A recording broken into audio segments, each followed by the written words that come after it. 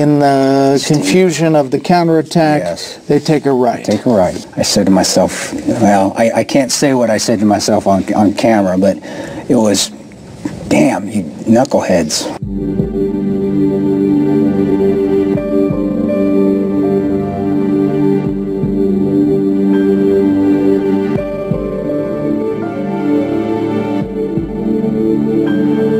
Now we're holding a piece of property that basically there's nobody else on. The TL, he just comes over the radio, say, everybody get down, we're getting out of here.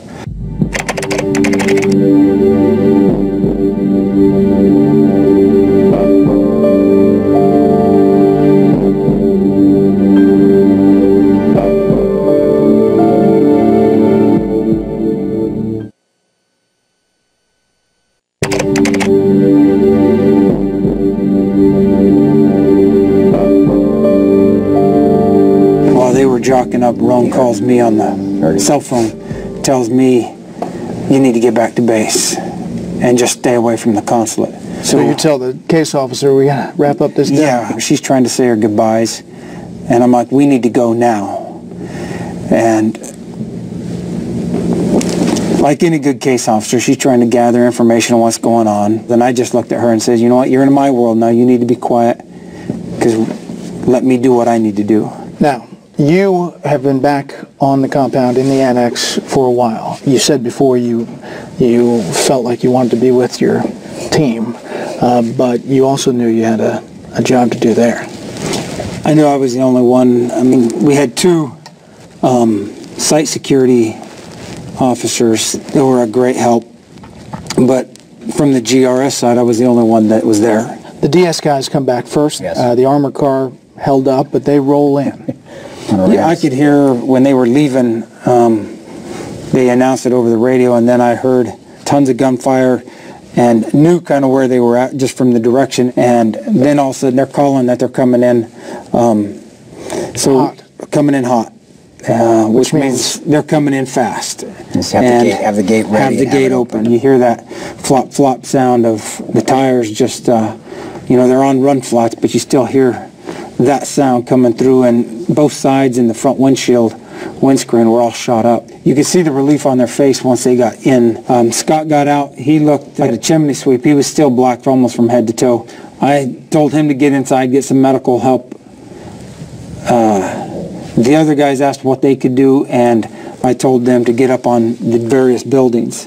And we had one get up on each one of these buildings here, and I went back up on this building until our guys come in.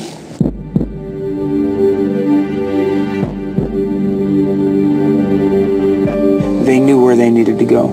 So each one of them went to their pre-positioned or pre-planned positions. Jack is up on this roof, Roan's up here. DB.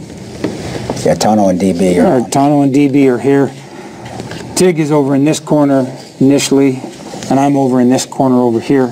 You guys are exhausted. Yeah. I mean, some of you probably have smoke inhalation, and you're preparing maybe for another fight. But now, we know, just gut feeling we're going to get attacked, and my adrenaline went back up.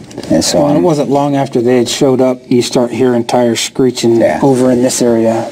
And we started asking over the radio to the TL if Feb 17 is coming over to assist us. And then the response was, they're not sure.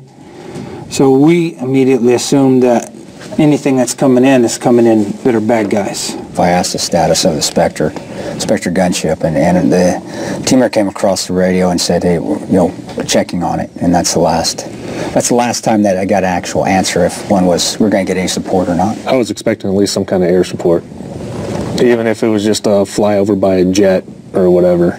Sometimes that's all it takes. It gets the bad guys down. And no doubt that would have been nice. I want to put this back up here just so you can describe what's outside the annex that you're most concerned about. The stockyards. You have stockyards, and this is a lot of concealment. There's a lot of bushes and small trees in this area, and this is what we call zombie land, basically, this whole area. Most of the activity we're hearing is coming over from right at this intersection. Yeah, they're starting to stage here in this whole area. This is just a big open parking lot. And here's the house that we're seeing people start to go into that little area. And they can come into here, and it gives them access to our back gate. So you're watching this develop in these cars and the people going into this house that you don't really know if it's bad guys or not. And what's the engagement? You're going to wait till they fire on you? Wait until we see action from them that specifies them being attacking us or going to attack us. I'm not going to wait to get hit before I hit back. We start seeing movement coming from this direction through the night vision goggles. The caveat here is this house had kids in there that would actually come and pester us every once in a while. You just didn't want to open fire. You didn't want to. I don't want to shoot somebody that doesn't have it coming to them, and it's definitely don't want to shoot a child. They were starting to move up on us, and I remember DB says, "Hey, I got movement." Are you lasing them? Oh yeah, I've got my laser, and I am lasing targets and saying, "Guys, I'm picking out targets, people I see." And I got on the radio with Oz and Tig. I said, "You seeing what I'm seeing?" And he goes, "Yeah, I got your laser." Now, can they see it? No, only with night vision. At this point, when they're moving up, in my mind, they're getting ready to be. We're going to engage them. We're just going to let them get as close as possible, and then take them out. The first thing they fired was a RPG, and it went flying over the compound. Came over our myself and DB's head. I was bringing water over to Oz. I got right here about the corner of the gym when a gelatina. It's a huge flashbang. Yeah, it's a homemade explosive.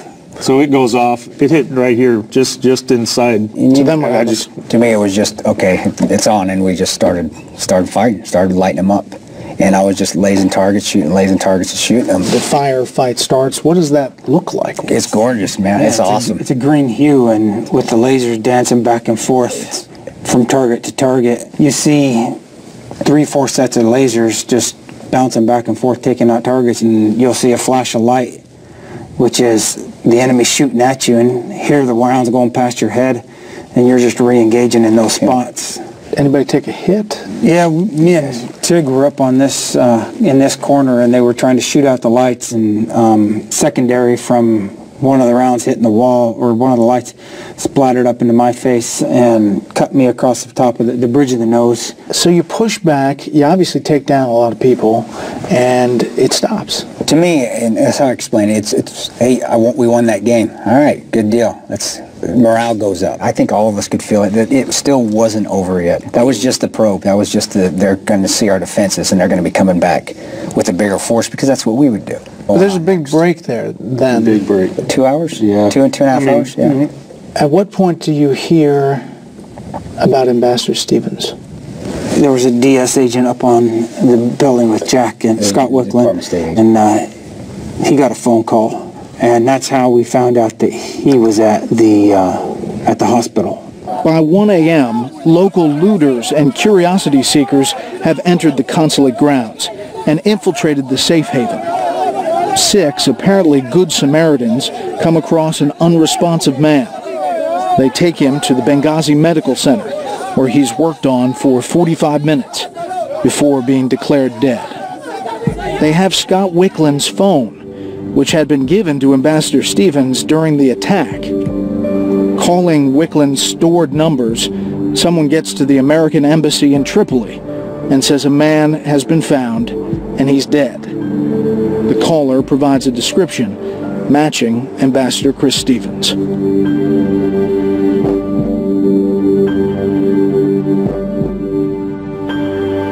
There's a car pulls up and parks right here. A guy comes around from the side of the car, and he's reaching like he's throwing something. And right as he brings his arm back to throw, I engage him. I move and shoot him 2 to 3 times. He goes down, and whatever he threw landed just short of our back gate and exploded, which then engaged. Again, it was the signal. The signal. And this was bigger. I mean, it was a larger force coming through. I mean, there was, I'd say, between 20 cars. And again, we just started engaging the threats as they appeared and taking them out. They were like ducks in a row at a shooting gallery, hitting one guy in the head and dropping. But it's like bursts of fire. But it's not. They were kind of spraying. I mean, they were just constantly spraying. We are doing control bursts. You aim, you shoot. You aim and shoot. It's not the movies. You don't flip it on fully auto and you go after it because you can't hit anything. You're aiming a single shot and you're shooting until they turn tail and run. So far you've taken AK fire, you've taken RPGs. Yep. Are you worried that something heavier is coming? Yes. After the second? Second. Yes. You're waiting for a third? Waiting for something bigger.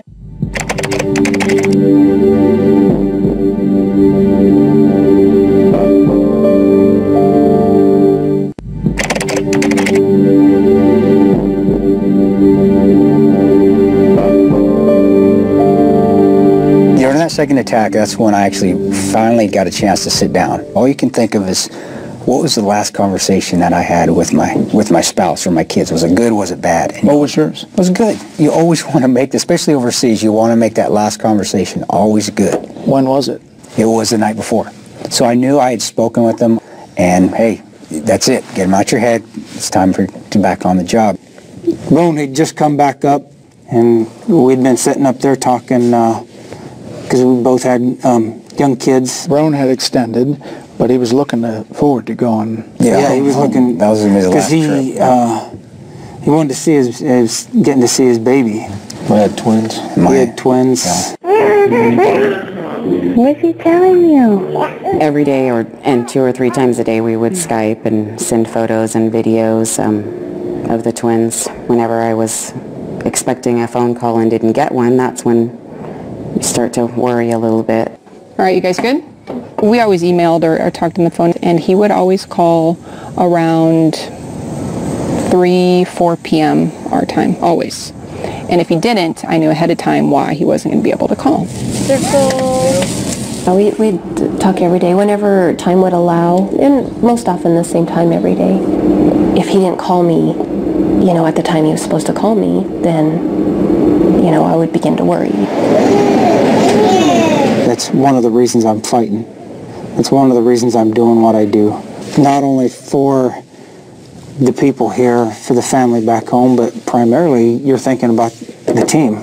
And that's your family. And their family. And their family, because their family, we're all family now. We're all brothers, and that's the way it is. And, so you're thinking of this family here as much as that family there.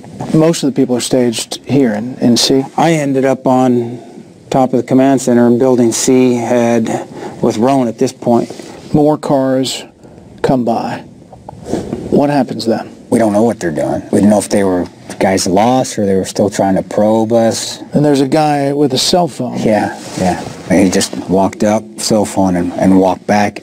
Maybe he was getting GPS coordinates with his phone. Again, it's just another thing in Benghazi. It's eerie. I want to shoot him, but is he just some guy taking a walk? Weird things are still happening that night. We're trying to think that, all right, morale's up, we're out of this, we're good, we fought him off again.